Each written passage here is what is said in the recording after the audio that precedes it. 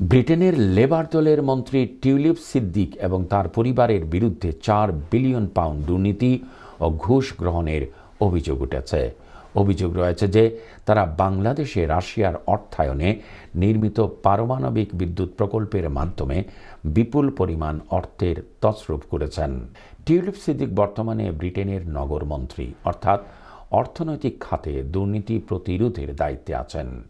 তবে তার এবং তার পরিবারের সদস্যদের বিরুদ্ধে অভিযোগ রয়েছে যে তারা রূপপুর পারমাণবিক বিদ্যুৎ প্রকল্পের সাথে সম্পর্কিত 4 বিলিয়ন পাউন্ড ঘুষ গ্রহণ করেছেন। এই প্রকল্পটি 2013 সালে শেখ হাসিনা এবং রাশিয়ার প্রেসিডেন্ট ভ্লাদিমির পুতিনের মধ্যে একটি চুক্তি হিসেবে সই হয়েছিল। চুক্তির সময় টিউলিপ সিদ্দিকি ছিলেন লেবার কাউন্সিলর এবং তাকে চুক্তির বেশ কিছু বৈঠকে উপস্থিত থাকতে দেখা গিয়েছিল। তার মা শেখ রেহানা সিদ্দিক, চাচা তারিক সিদ্দিক, খালা শেখ হাসিনা ওয়াজেদ এবং তার খালাতো ভাই সজীব ওয়াজেদ জয়ের বিরুদ্ধে এই তদন্ত চলছে। এই পারমাণবিক বিদ্যুৎ প্রকল্পের জন্য মোট 10 বিলিয়ন পাউন্ড চুক্তি হয়েছিল। এর মধ্যে 90% অর্থ রাশিয়া থেকে ঋণ হিসেবে আসে। তবে অবশিষ্ট 4 বিলিয়ন পাউন্ড ঘুষ বা তছরূপের মাধ্যমে পাচার হয়েছে।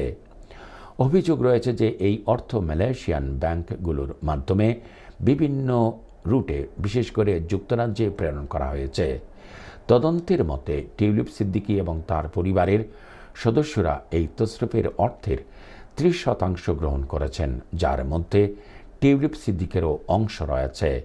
এই দুর্নীতির তদন্ত শুরু করেছে বাংলাদেশ দুর্নীতি দমন কমিশন এবং আদালত পত্রে বলা হয়েছে যে টিউলিপ সিদ্দিকি রূপপুর প্রকল্পের বিষয়ে রুশ কর্মকর্তাদের সঙ্গে আলোচনায় সক্রিয় ভূমিকা পালন করেছেন।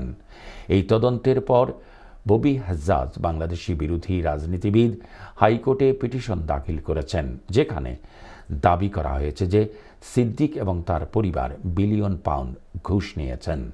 তবে টিউলিপ সিদ্দিকের পক্ষ থেকে এই অভিযোগকে বানোয়াট এবং রাজনৈতিক উদ্দেশ্য প্রণোদিত আক্রমণাত্মক বলা হয়েছে। যুক্তরাজ্য আওয়ামী লীগ নেতা সৈয়দ সাজিদুর রহমান ফারুক বলেছেন, এটি একটি রাজনৈতিক হামলা। এই ঘটনা নিয়ে ব্রিটেনের রাজনৈতিক মহলে চরম উত্তেজনা দেখা দিয়েছে। কনজারভেটিভ এমপি জো রবার্টসন বলেছেন, এটি একটি গুরুতর ঘটনা। টিউলিপ সিদ্দিকিকে এ বিষয়ে সঠিকভাবে জবাব দিতে হবে। অন্যদিকে রাশিয়ান পারমাণবিক শক্তি প্রতিষ্ঠান রোস্টম এর অভিযোগ অস্বীকার করেছে এবং বলেছে যে তারা স্বচ্ছতা এবং নৈতিকতা বজায় রেখে কাজ করছে। এই ঘটনা শুধু বাংলাদেশ নয়, বরং ব্রিটেনের রাজনীতিতেও গভীর প্রভাব ফেলেছে। এই তদন্ত আরও গভীর হলে টিউলিপ সিদ্দিক এবং তার পরিবারের বিরুদ্ধে বড় ধরনের আইনগত ফলাফল বয়ে আনতে পারে।